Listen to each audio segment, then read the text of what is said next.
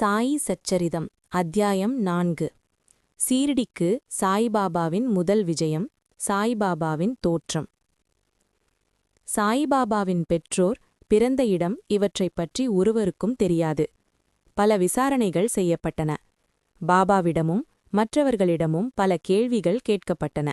ஆனால் திருப்தியான பதிலோ செய்திகளோ இதுவரை கிடைக்கவில்லை.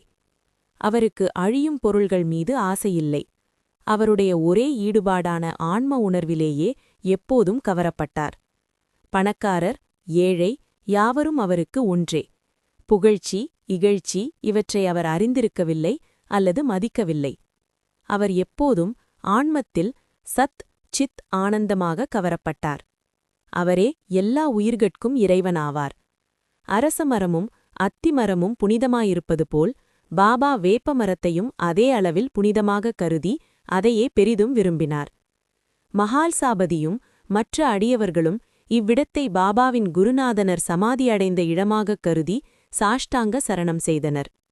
ஸ்ரீ சாயியை பணிக. அனைவருக்கும் சாந்தி நிலவட்டும்.